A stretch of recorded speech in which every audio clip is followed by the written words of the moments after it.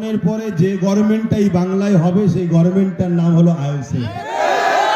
আপনারা যে শক্তিতে যে মজবুতে দাঁড়িয়ে আছেন, আমি এতটুকু বলতে পারি এই শক্তি এই মজবুতে আর একটু যদি বিশ্বাসের সাথে ঐক্যবদ্ধ হয়ে আর একটুখানি যদি চাপ বাড়াতে পারেন, তাহলে আগামী দিন কিন্তু আপনাদের হাতেই বাংলা আসছে।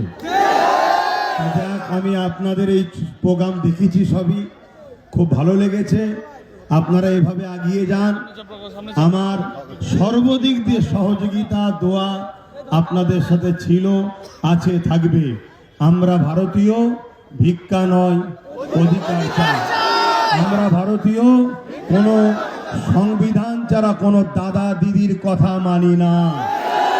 সংবিধানের কথা যে দাদা দিদি বলবে সেই দাদা দিদিকে মাথায় নিয়ে ঘুরবো। আর যে দাদা দিদি সংবিধানকে তাকে রেখে নিজেদের কথা শোনাতে চাইবে, সেই দাদা দিদিকে সংবিধানের ডায়েরিতে এনে জেলের কারাগারে আমরা যুব সমাজই ভরব। এই অঙ্গীকার নিয়ে আজকে আপনারা তো চলে গেছেন, রাস্তায় সব দেখছি চতুর্দিকে।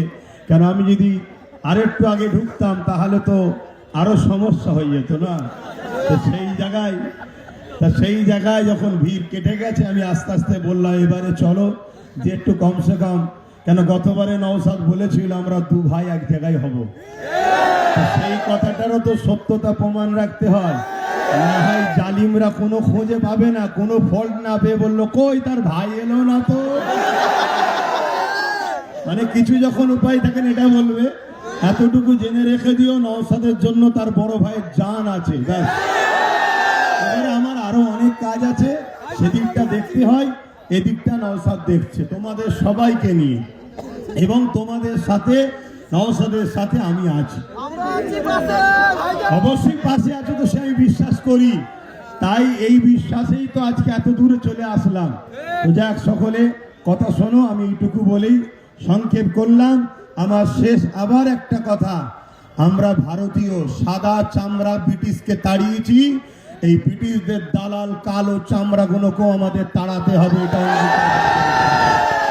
বাস, কথা শেষ করছি। সুস্থ থাকেন, ভালো থাকেন। ভারতবর্ষ জিন্দাবাদ, ভারতবর্ষের সংবিধান জিন্দাবাদ।